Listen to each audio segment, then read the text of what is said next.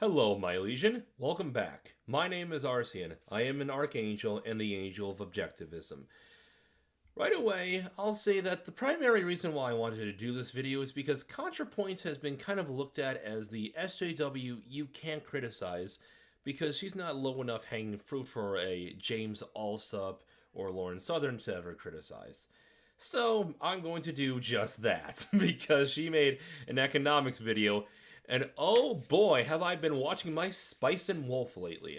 So, because I'm all educated up, and yes, I know Spice and Wolf isn't exactly the most accurate depiction of most economics in general, but I happen to be pretty economically sound, I thought I'd give a good old college try at this one. So, without further ado, follow me, my legion, into the great void. We shall venture far and venture deep. Follow me, the archangel of objectivism, into the bottomless pit that is the Contrapoints video saying that capitalism somehow is bad. When you look into the pools of the 9/11 memorial at the World Trade Center, you start to ask yourself questions. Why is the world bad? What did all these people die for? Well, for freedom, I guess. And American values?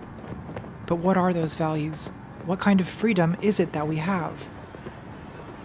The 9/11 memorial shares the World Trade Center site with the largest shopping mall in Manhattan. There's a Forever 21, an Under Armour, a Kate Spade, and a pair of shoes that I want, but they're too expensive and my feet are too big and I'm too tall to wear high heels anyway. Fucking neoliberalism? What even goes on in these big buildings? I've been looking at them all my life, but I've never been inside one. Was that a sex joke? I couldn't tell. Are these the towers where the ruling lizards gather? Drinking human blood? Oh, hey, it's Gary. Hey, what's up, dude? How's the country club? I haven't seen you in forever. Licking whipped cream off the interns? What the hell even is this country? Just the same terrible shit copy-pasted all over the goddamn place. Longhorn Steakhouse, Golden Corral, Staples, the Red Lobster, PetSmart, Chipotle, Fridays, Dave & Buster's. I guess it's not so bad, as long as you kick things up a notch. And here's where you make your first mistake. According to the U.S. Census Bureau, over 99% of all businesses in the U.S. are small businesses, not chains.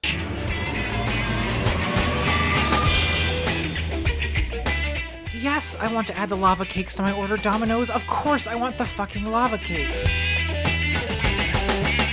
Oh my god, can we stop using the 80s aesthetic already? It's so annoying! I'm gonna put the cake on the pizza. Put it all in me. Fill me up. Oh, god damn it. It was so good, but I ate so much I think I'm gonna die.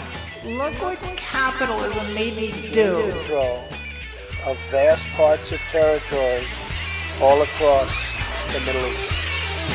They put Political dissent begins with the vaguest feeling that something is wrong, and a lot of people have that feeling. But the problem with vague feelings is they can be channeled in any direction. The same vague angst can drive people to communism or fascism or anything in between. There's a general sense today among young people that we have been lied to, and that sense is perhaps the most acute among middle-class white men, who apparently were promised that they could be millionaires, or movie gods, or rock stars.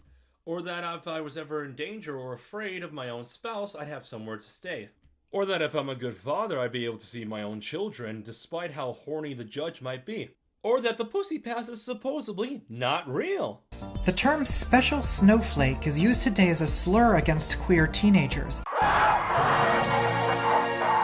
Citation needed. Citation fucking needed. But it comes from the movie Fight Club, where it refers to a generation of white guys who have become adults only to find that they're worse off than their fathers, that they don't have glamorous jobs, they don't have girlfriends, and, more recently, that even in the escapist world of video games, their absolute sovereignty is being challenged. Yeah, that's actually not what happened. Zoe Quinn created a really shitty video game, And a lot of people in a depression forum said, dude, what the fuck, this is not how depression works. I've devoted half my channel to chronicling the deranged consequences of this situation. Anti-feminism, alpha males, pickup artists, the surreal surge in support for a white ethnic homeland. But till now, I haven't talked about the underlying causes, and it's important to do that because the thing is, the white men aren't even wrong that society is screwing them in some way. It's just that it's screwing everyone else even more. So the masculinist alt-right analysis of society is exactly upside down. Guys, you are not under the thumb of a Jewish feminist plot to turn you into girly soy boy cucks. Cultural Marxism did not turn you into placid IKEA consumers. Capitalism did. Citation needed. Citation fucking needed. So what you need to do is stop scapegoating non-whites, feminists, and trans people and unite with the rest of us to actually do something about the real enemy. The court system that constantly violates the rights of men and takes away men from their children and breaks up families? The blood-sucking, goddamn reptiles. You goddamn racist! Leave Gary alone! He's a nice guy! Chapter 1. Capitalism and Spirit. Oh god, I sound like a philosopher. Someone shoot me. Remember that Nazi propaganda video where Richard Spencer says that a nation based on freedom is just another place to go shopping. Such insight! I regularly take all my advice from an anime weeb. A leftist could easily have said that. We think of leftist analysis as being very materialistic, but there's a spiritual dimension to it too. Much of Karl Marx's early writings are primarily concerned with the state of the human soul under capitalism, with the alienation of working not for yourself but for an employer who appropriates the value of your work, with the fetishism of commodities, the investment of inanimate objects with transcendent properties beyond their usefulness. You know, I think I'll just leave this image up on the screen and you can decide for yourself whether you think that Karl would be a good person to listen to about capitalism.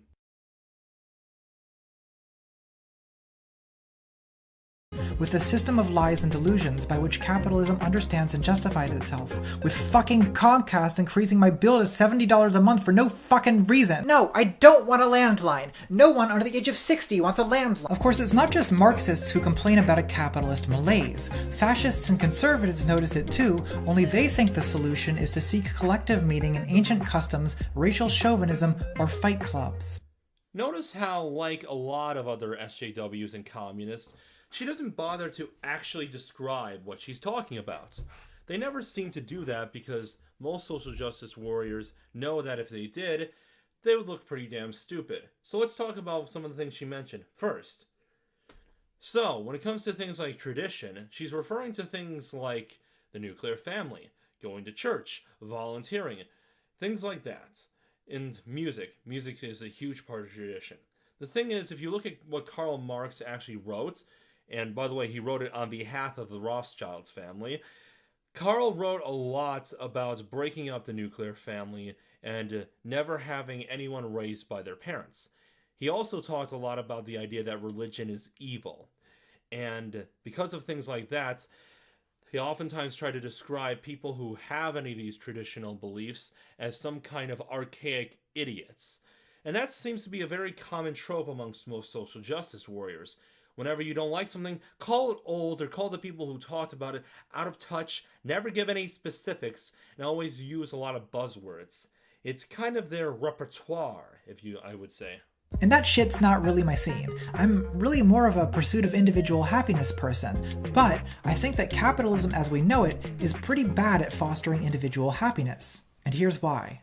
Chapter 2. Alienated Labor. This Marxist jargon sucks. Let's come up with something new. Chapter 2. Shitty Jobs. Why is your job so shitty?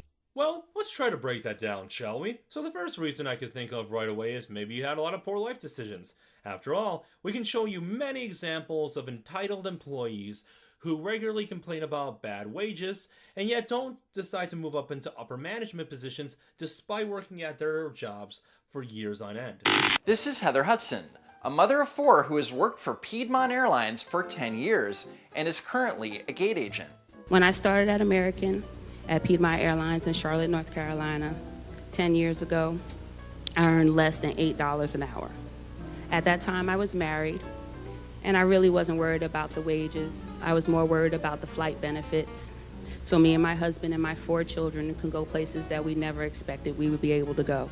So when she first took the job at Piedmont, it was for supplemental income and for flight benefits for her family.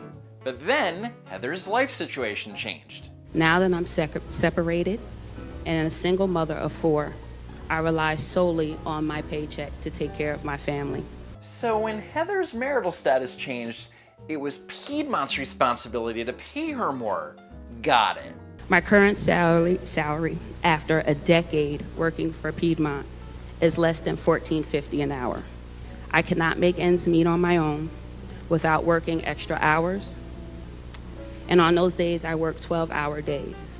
So she works extra hours and is able to make ends meet. Wait, how is that a problem? According to Heather's bio, she works at least 50 hours a week, and at $14.47 an hour plus overtime after 40 hours, she's making at least $795 for a 50-hour work week. That's over $41,000 a year. You know, poverty wages.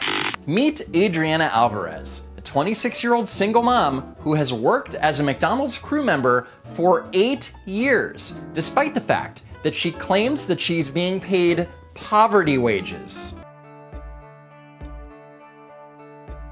In a perfect world, everyone goes to college.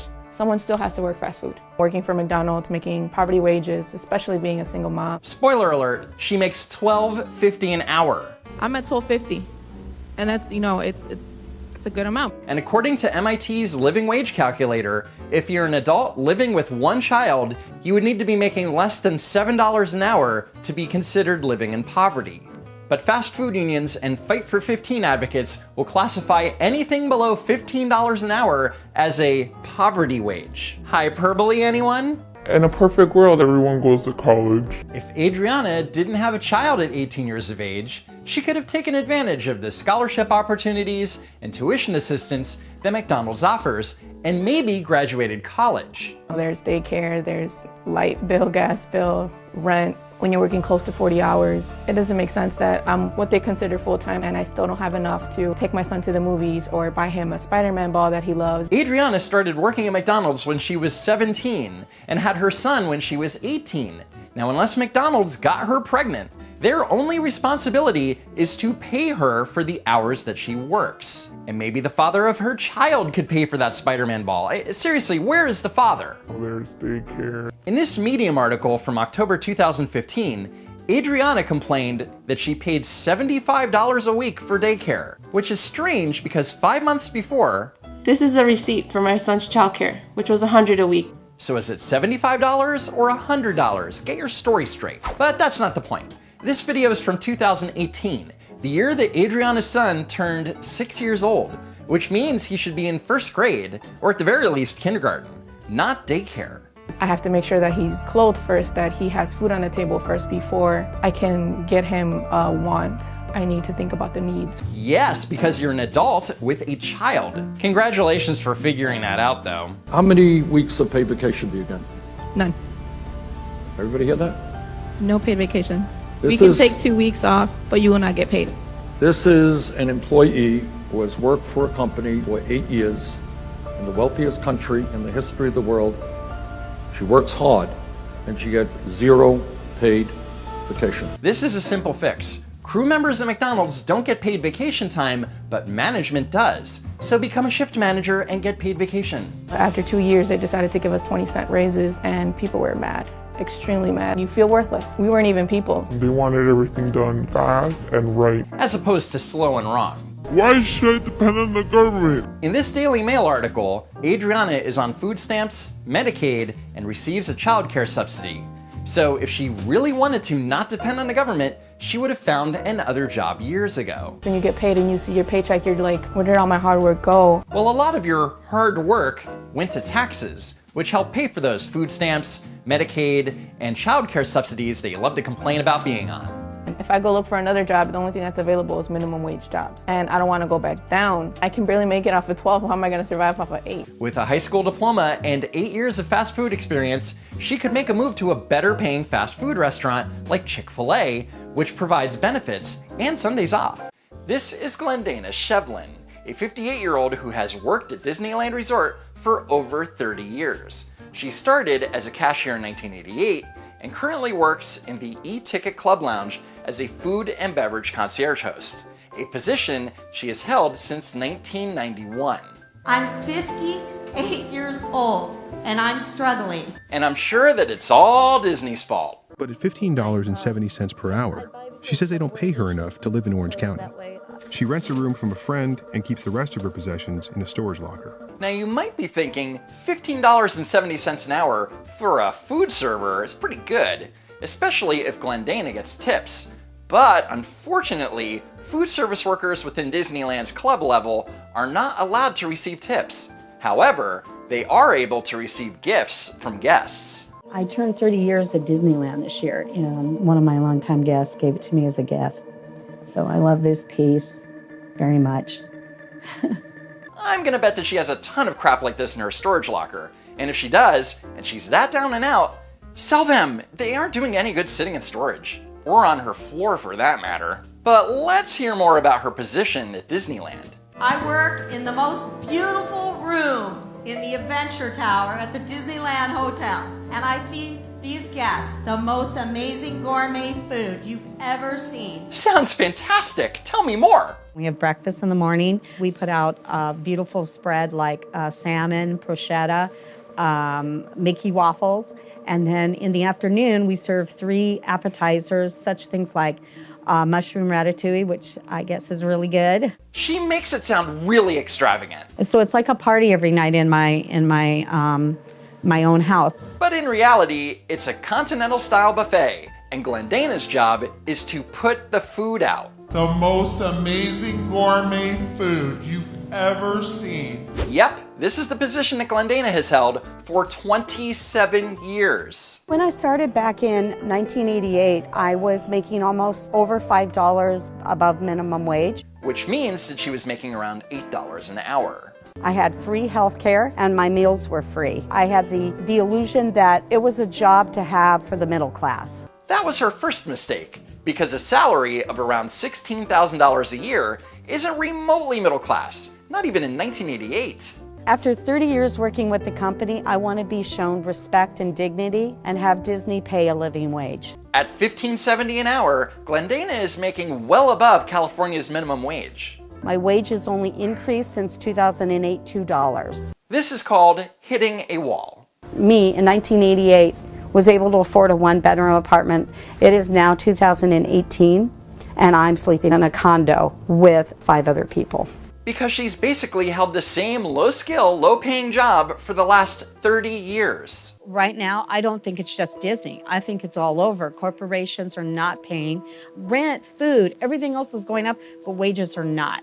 How much more are your wages supposed to increase for a job that consists of schmoozing with hotel guests and laying out buffet spreads, like $25, $30 an hour? Vice News Tonight interviewed the president of the Anaheim Chamber of Commerce about Disneyland's so-called low wages, and specifically about Glendana's situation. What about wages, though? Can you understand if they were for 20 years rolling along and then hit the stagnation, how that feels like they're losing money? When somebody's in a position and decide to stay in the position, nobody locks them in that job. So if they're unhappy with the progress they're making in that specific job or in that company, their choice is to go look in the free market and find another job. And he's exactly right. And after 30 years, you'd think Glendana would be in a management position by now, especially since Disney offers lots of training. But if they're 58 years old, what kind of training are they going to get? Well, that's a decision that they've made. And so where is it the responsibility of the employer to cover that? Their job is to provide a job. Glendana tried management training more than a decade ago. At her age, she isn't interested in more classes, and she doesn't have time to wait for better wages in future contracts. Guessing that management training didn't work out. What do you say when they say just change jobs, just do something else? Well, I have tried. Not hard enough, apparently, because there are plenty of other jobs at Disneyland that pay better. For example, starting in January 2019, housekeepers start at $15 an hour plus tips.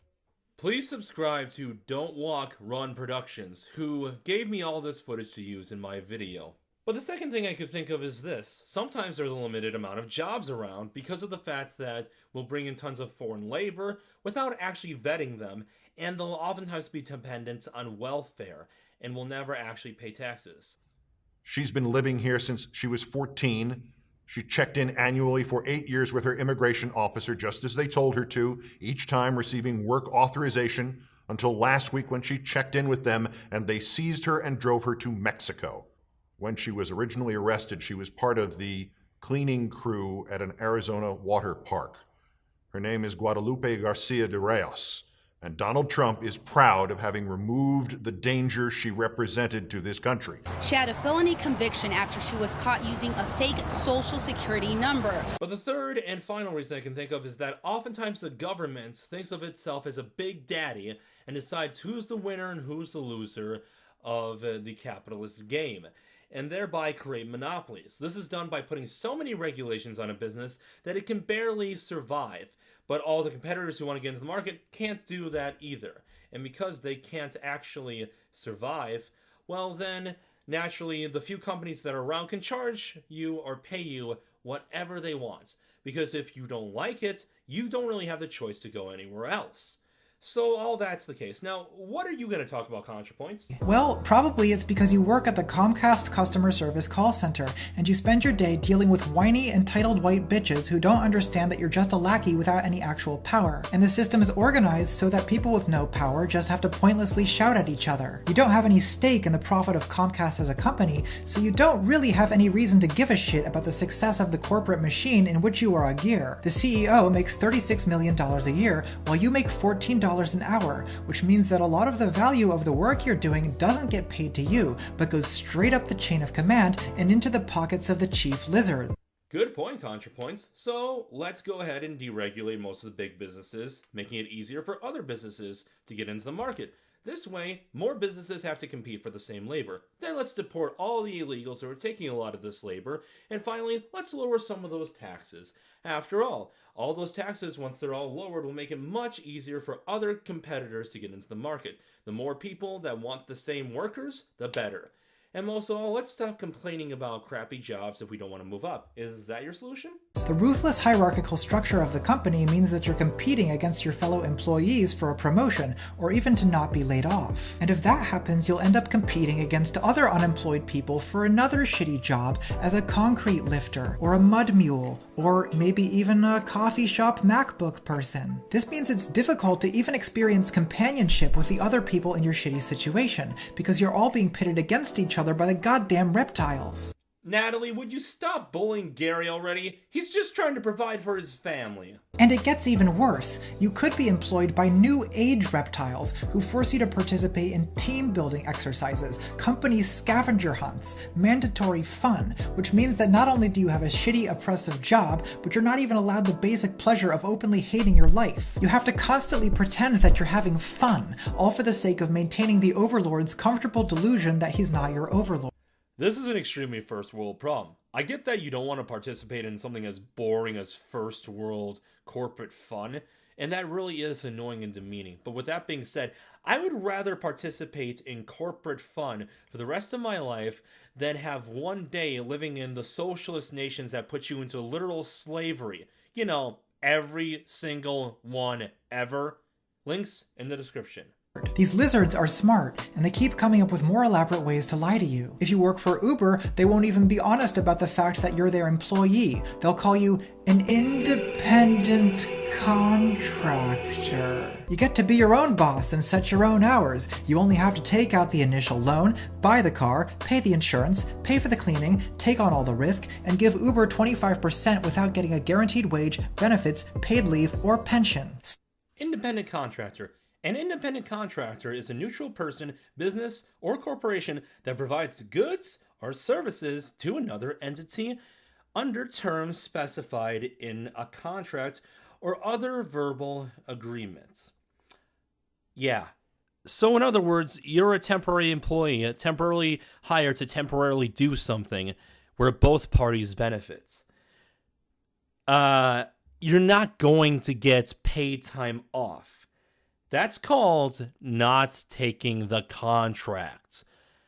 I don't know if you knew that, but it's kind of called, and you really want to listen, common sense. So much better than being an old-fashioned employee, right? No, please don't transfer me to the billing department. They already transferred me here. Chapter 3. Advertising. Is it pretentious to use chapters in a YouTube video? What if each section is named after an episode in the Odyssey? If you've lived your life in America, you've spent every day since birth assailed from all directions by propaganda campaigns for cereals and cigarettes and sugar snacks, and now you can't get no satisfaction. Jesus, people have been complaining about advertising so long it's come to seem like a basic feature of the human condition. But it's not a basic feature of the human condition. It's a situation particular to life under capitalism. I mean, North Korea is a dystopian shithole, but at least the train station isn't cluttered up with advertisements for... Oh. So many fans. Contrapoints is a tanky confirmed. A neoliberal tanky. The purpose of advertising is to manufacture desires, which brands across the world spend nearly $500 billion a year doing. The ubiquity and apparent effectiveness of advertising seems... Ubiquity. The fact of appearing everywhere or being very common. Contrapoints is one of those YouTubers who will use large words like ubiquity to make himself seem smarter than he really is. In reality, he's only doing it to make himself look better, and he's not.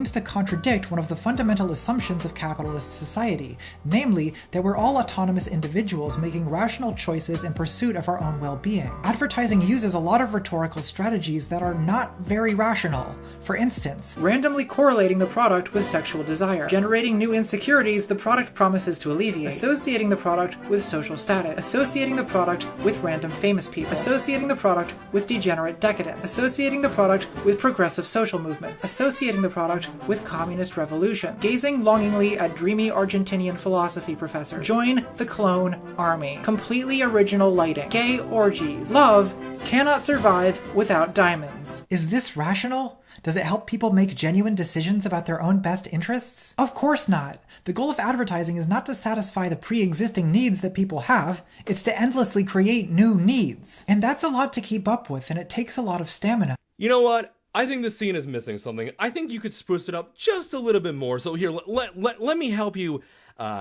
spruce up this little section a bit. Randomly correlating the product with sexual desire, generating new insecurities the product promises to alleviate, associating the product with social status, associating the product with random famous people, associating the product with degenerate decadence, associating the product with progressive social movements, associating the product with communist revolution, gazing longingly at dreamy Argentinian philosophy professors. Join the clone army. Completely original lighting. Gay orgies. Love cannot survive without diamonds. Is this rational? Does it help people make genuine decisions about their own best interests? Of course not. The goal of advertising is not to satisfy the pre-existing needs that people have, it's to endlessly create new needs. And that's a lot to keep up with, and it takes a lot of stamina. Consumer society is all about goddamn lizards inventing desires, which they implant in your brain through advertising. Then, they sell you the product that fulfills the desire that they invented, irrespective of whether the fulfillment of the desire actually contributes to your well-being in any way. So what we have is a society built not around meeting basic human needs or maximizing human happiness, but around the extravagant profits of powerful reptiles who tell you what to want and then sell it to you. And this would be a grim state of affairs in any circumstances, but it's especially egregious in a country where many of the basic needs are not met. On the one hand, we have 40 million people living in this country with medical debt, spiraling tuition costs leading college students to take out loans they may never escape, more than 500,000 homeless people, and 13 million children who have to go to school hungry. And on the other hand, we apparently have the resources to mass produce $400 juice packet squeezing machines and $300 luxury ice cubes, and there are apparently Americans who are willing to spend $50 million on Barnett Newman paintings. I mean, it's a fine painting, it's got a lot of great red on it, but is it really worth the cost of feeding every homeless person in America for 2 weeks? Notice how he says, feed a homeless person. Not train them to be independent or be the masters of their own destiny, but feed. Give. It's not by charity, it's by government force. And government force has always made things more expensive. But just try to remember that, because it's a pattern you will see over and over and over again with communists. They always talk about feeding and giving to other people, which is kind of their way of saying, I want it for myself too, but since it will look greedy, I want it to go to everyone so I can be included in that. They never say give to charity. They rarely ever do give to charity. And it's something you'll notice a lot with most communists. They're very risk adverse. So just remember that. Just remember what this is really about. Avoiding risk. And Short Fat Otaku recently did a video about the cycle of wealth and how it goes working class, middle class, spoiled brat who brings everything back to working class later. You know, and that's what these people are. They're just spoiled brats who are very risk adverse. Is this what an efficient economy looks like? If GDP is your only measure of efficiency, then maybe, but shouldn't the economy serve humanity rather than the other way around? If millions of people are struggling under the weight of student debt, underemployment, and outrageous medical costs, then who gives a shit how many golden donuts we can produce? You know what? He's right. We should try to get rid of student loans. So let's stop having the government get involved in most and practically all of education. They always drive up the prices. We should also make sure that people have the ability to get medical services. So let's repeal Obamacare right away, so that way we don't have to pay for the massive amount of inefficiency that Obamacare is. And we should roll back a whole bunch of things. You know what? Yeah, let's get rid of that stupid $15 minimum wage.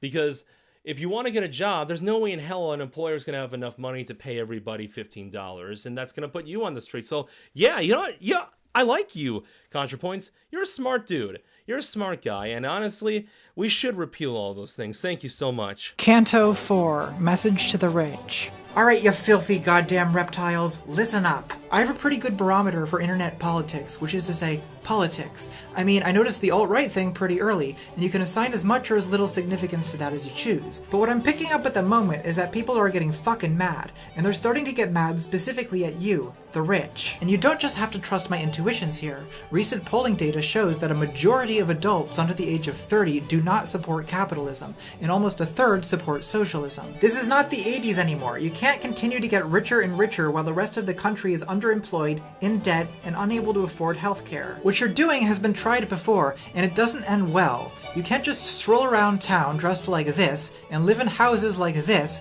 when there are millions of peasants who don't have enough to eat.